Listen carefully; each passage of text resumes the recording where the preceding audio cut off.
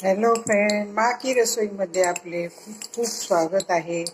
आज मी तुम्हाला टोमॅटोची चटणी करून दाखवते कांदा टाकून। हे कांदा आहे, कढीपाला आहे, टोमॅटो।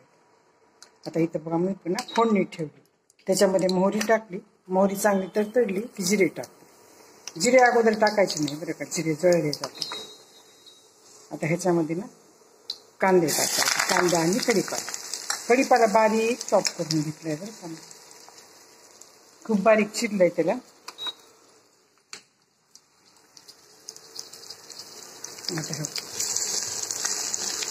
कांदा चांगला हलवून घेतो भाजून। कांदा चांगला भाजला की टोमॅटो टाकायचं बरं, कांद्याबरोबर टोमॅटो टाकायचं नाही का तर कांदा कच्चा राहील ना। परत त्याच्यामध्ये ह्या डब्यातले सगळे मसाले टाकायचे। काळा मसाला टाकायचा, तुम्ही हिरवी मिरची टाकली तरी जमती, मी विसरले। हे लाल मिरची, हळद पावडर, जिरे धने जिरे पावडर सगळं टाकायचं त्याच्यामध्ये। आता कांदा चांगला भाजायला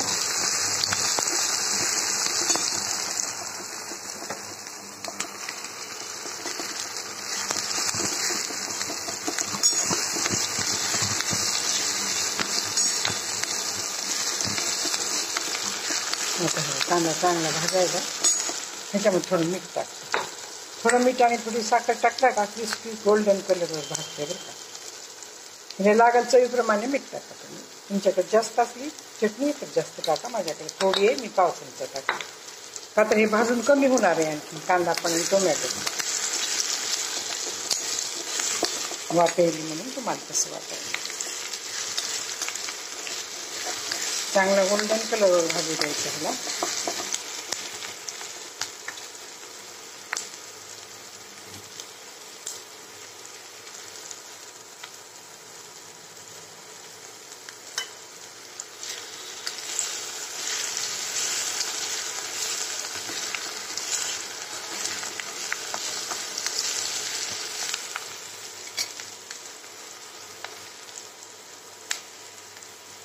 आता ह्याच्यामध्ये मिरची टाकते थोडी,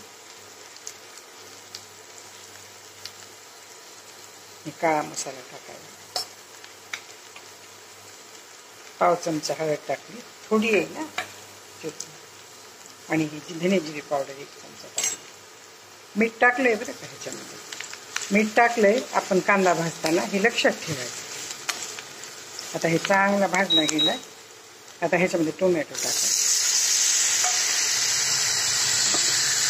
मी कांदा लसूण टाकलाय म्हणून ह्याच्यामध्ये हिंग टाकला नाही, तुम्हाला तडक्याला हिंग टाकायचं असेल तर तुम्ही टाकू शकता।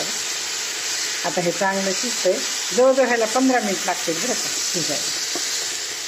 हे चांगलं शिजल्यानंतर ह्याच्यामध्ये आता फक्त थोडं लिंबू, साखर थोडी आणि शेंगदाण्याचं कूट टाकायचं। आता हे काय टोमॅटो टाकल्यावर चांगले शिजले बरं का। आता ह्याच्यामध्ये साखर आहे 1 चमचाभर, 2 टोमॅटो होते म्हणून 1 चमचा साखर टाकली, 2 चमचे शेंगदाण्याचं कूट टाकले आणि कोथिंबीर टाकली। आता मी अर्धा लिंबू घेतलाय, आता हे लिंबू ह्याच्यावर पिळणार आहे। टोमॅटोच्या चटणीमध्ये लिंबू पिळला आंबटपणा इतका सुंदर लागते, टोमॅटोचा आंबटपणा नसते जास्त चांगला, म्हणून हे लिंबू पिळायचा म्हणजे खूप खूप टेस्टी लागते चटणी बरं का। आता ह्याला चांगलं हलवून घेते आणि नंतर तुम्हाला दाखवते चटणी कशी झाली।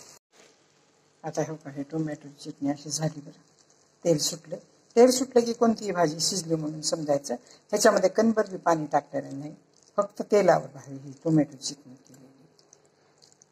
तुम्हाला साखर टाकायची नसली तर आंबट पण करू शकता बरं का, हे गोड होणार नाहीये, किंचित साखर टाकलेली आहे आणि थोडा लिंबू टाकलाय।